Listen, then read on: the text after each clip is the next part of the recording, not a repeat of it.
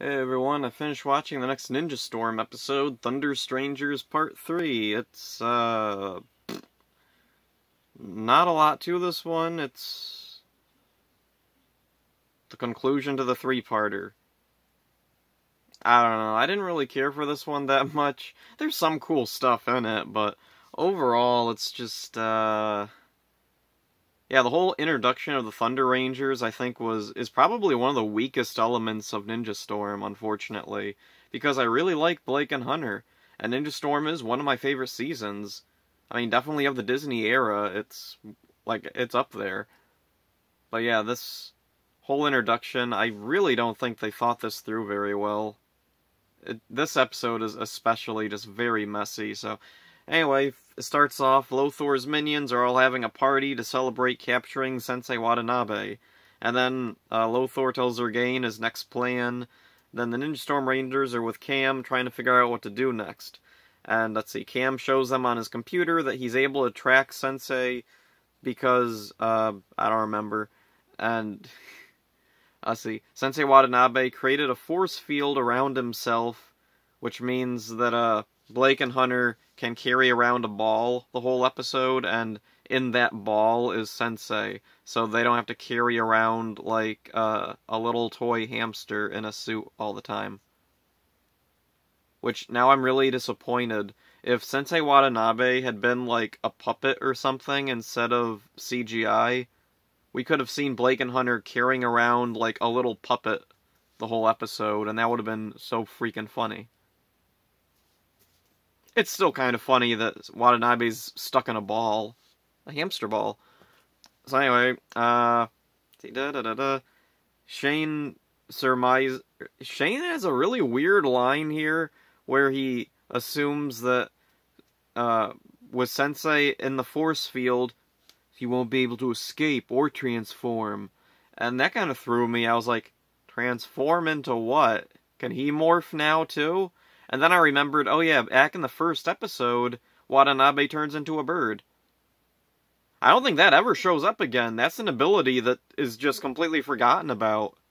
Kind of like Mick and Ninja Steel. Like, oh cool, we have a shape-shifting ally who just kind of screws around most of the season. Let's see, Oh yeah, Tori's looking through some books, and she finds a clue to where Blake and Hunter are taking Sensei Watanabe. They're taking him through the Valley of Lost Ninjas, which leads to the Cavern of something or other, and inside the Cavern of something or other, there's the Gem of Souls. They throw out a ton of, like, weird mystical ninja lore-sounding crap, and I don't think any of it ever shows up again. Maybe the Gem of Souls does. There's a weird thing with it at the end that feels like it's setting up for something, but to be totally honest, I don't think it ever comes back again. Does it? Maybe, because I haven't watched Ninja Storm, like, all the way through in a while. I have a few favorite episodes that I would watch now and again, but yeah, doing like a full watch through of Ninja Storm I haven't done in years. So anyway, that's one of the things I'm not big on in this episode. It's just throwing out casually all these mystical names of places and things that seem like they should be established, and they're just in this one episode and probably never brought up again. And I know other Power Ranger seasons do that, particularly Mighty Morphin. But that one I could, like, forgive it because that was a new show and they didn't know what they were doing. Later on, in future seasons, if there was, like, some special place or some special item, unless it was, like, important to that episode's plot, it would usually be a recurring thing. And yeah, all the crap Tori says is important to this episode, but I feel like they could have condensed it down a little bit. I don't know, am I nitpicking too much? Am I seeing too much wrong with this? Because I feel like I'm being really negative, and I don't mean to be, even though this episode is definitely one of the weaker so far of Ninja Storm. Anyway, moving on.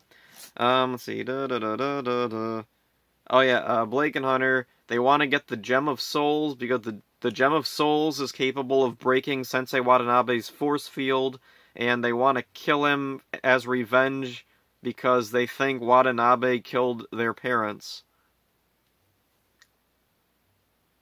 Alright. That's a lot. So anyway, back with the Rangers. There is a nice scene here where Shane is reassuring Tori, who feels guilty about inadvertently leading Blake and Hunter to ninja ops, not knowing that they're actually the Thunder Rangers. It's a nice little character scene. Doesn't really mean anything to the overall this particular episode, but it is nice to see like a callback to something that happened previously and show some character there. It's not super important to show it, but it's nice to see it. It's the type of thing that really humanizes and connects the viewer with the characters and makes us feel for them. And they feel a little bit more like real people. And, yeah, moving on from that, Blake and Hunter encounter ghostly ninja warrior zombies whose faces kind of look like, the mud monster from the Goosebumps episode, You Can't Scare Me. It's a weird thing. Goosebumps stuff, like, the aesthetic and, like, imagery from Goosebumps is going to be a recurring thing in nearly every Disney season for me. Nobody else seems to bring it up, but whenever I watch through the Disney seasons of Power Rangers, there's always something in almost every one where I'm like, that reminds me of a Goosebumps thing. And I don't know what it is. It's so weird, because when the Saban era was originally airing, it was on the same channel as Goosebumps, Fox Kids. Fox Kids was a producer, and they aired both Power Rangers and Goosebumps, but there was never any, like, crossover between those two series. Yeah, because Goosebumps was shot in Canada, Power Rangers was shot in Los Angeles. However, there is a Goosebumps connection in Ninja Turtles: The Next Mutation, and they shot in Canada. Anyway, back to this thing. The ghost ninja thingies are fighting with Blake and Hunter, and the Ninja Rangers show up, and they work together with Blake and Hunter to defeat the ghosts, zombies, things, whatever. And anyway, they try to get back Sensei, but Blake and Hunter get Sensei back, and then they get away with Zurgane's help. Shane, Tori, and Dustin are chasing after Blake and Hunter, and suddenly Zurgane shows up in his own Zord, or Megazord, I don't know. It's this big thing, and so the Rangers call the Zords, and then Tori pilots it while Shane and Dustin continue to chase Blake and Hunter, and, yeah. So anyway, I don't know, this part kind of threw me, because I was like, Zurgane has his own Zord. This really feels like it should be a bigger deal. In the past, whenever the villains show up with their own Zord or some big vehicle or big monster, it's usually a big deal. It's important, but here, it's barely a distraction. And Tori just easily takes it out, relatively. They've had more trouble fighting just one-off monsters than Zurgane in his own Zord. I feel like if this was a Saban season, this might have been played up a little bit more as something serious. Or maybe not. I don't know. Whatever. Back to this thing. Dustin and Shane catch up with Blake and Hunter, and then they tell them that Sensei Watanabe killed their parents, and Shane and Dustin are like, no way, that can't be true. And then Tori joins with the others, then they're ambushed by the Thunder Rangers, and they get Sensei kidnapped, and then, let's see, the Rangers follow Blake and Hunter again. There's a lot of chasing. This is like a Roadrunner thing. Anyway, they get to the cave of whatever, and they get the Gem of Souls, and they're about to break Sensei's force field, and then suddenly two spectral people appear. They're Blake and Hunter's parents, and they explain to them that they were killed by Lothor, not Watanabe, and then Lothor shows up to take away Sensei, and, let's see, Lothor fires an attack at them, Hunter blocks it with the Gem of Souls, and the magic, bounces back at Lothor, makes him disappear, the Gem of Souls is destroyed, and then Cam takes the remains of the gem, throws it in the ocean, and the ocean glows for a second, and then goes back to normal. Okay. And then Blake and Hunter hike away, heading off for some mysterious new adventure with the knowledge that Lothor is the one who killed their parents now. So maybe they're making a plan to get revenge on him now? The end. Yeah.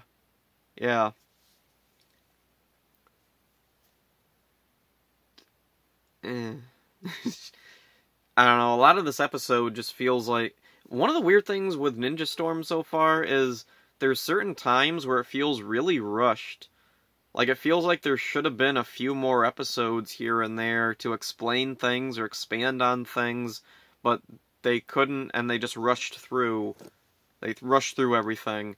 That kind of is what this feels like, but on the other hand, I'm thinking if they did have a whole other episode introducing Blake and Hunter as the Thunder Rangers, or, well, focusing on them as Thunder Rangers, it's not really an introduction. If this had another episode, I feel like it would have been just more chasing them around, or padding things out. So maybe this was the best they could do. Let's see, things to talk about. Oh yeah, one of the interesting things in this episode, Sensei Watanabe gets a lot to do, sort of. He's stuck in a ball for most of the episode, but he's there throughout the whole episode, and you can hear him throughout the episode. Most episodes, he's only at Ninja Ops. The Rangers will, be at Ninja Ops, he tells them something, they leave, they get their butts kicked, they come back, he gives them some inspiring words, and they go back and beat the bad guys or whatever. That's usually his role, but here he gets to be, I don't want to say proactive, because he's not really doing anything, he's literally just in a ball, stuck there the whole time. I don't know what I'm trying to say, so I'll move on. Oh yeah, this episode is the first time where I was really aware of the stock music. The stock music gets really obnoxious sometimes in this episode, and it's a thing that'll come back in a bunch of other Disney seasons, and even into Neo Saban, they would keep using this crappy stock music that I remember really well because it's in a lot of, super low-budget, crappy movies, and also it's the same stock music that 4Kids would use for Sonic X and Winx Club, and I think they used it in their version of One Piece and Kirby, and a bunch of stupid 4Kids shows would use this stock music, especially Sonic, and I'm really sick of it. I hated hearing it. So then, oh yeah, there's a really weird, strange, when I've been going through Power Rangers, sometimes I'll come across, weird little things that, to me, I was never, super involved with the online fandom, or fandom of anything in general, but, when I got online, I started looking up Power Rangers stuff, I started to learn a little bit more about the fandom, and, what was popular, what was unpopular, little things that the fandom liked, and that were, generally, really big, and even things that were, outside the fandom, that, just casual fans would latch onto. This episode has one of those things. Years ago, there was, a GIF made of the scene where they go and they fight those ghost ninja warriors, and was it Shane? Or was it Tori? I don't remember. One of them says, "Who do we fight? Anyone not wearing a primary color?" And the line, in context of the episode, refers to the ghost ninja warriors are all whites and grays. So yeah, not primary colors. And they're allying momentarily with Blake and Hunter, who wear blue and magenta, but I guess it's red in this case. Anyway, it's an okay line, it works in the context of the episode, but for whatever reason, this line got really popular outside the fandom, and, there was a GIF made of this scene, and every once in a while, on Twitter or somewhere, I'll see someone who has a screenshot of the GIF. It's not even a GIF anymore, it's a screenshot, so it's not even moving, with the little caption, "Who do we fight? Anyone not wearing a primary color?" And outside of the context of this episode, people seem to think it just refers to the fact that the Rangers all wear bright-colored, differently colored suits. It's really weird. I don't know why exactly certain things seem to take off and do well. It's whatever. I don't know, it's just a weird thing I wanted to mention because it's always struck me as so strange that, like, extremely casual fans who don't know anything about, like, the behind the scenes of Power Rangers, they don't know that Ninja Storm is a Disney season, they don't know that Disney was even involved with Power Rangers ever. Yeah. So anyway, oh yeah, Blake and Hunter's parents. They remind me of the Ghost Kids from the Goosebumps episode Ghost Beach.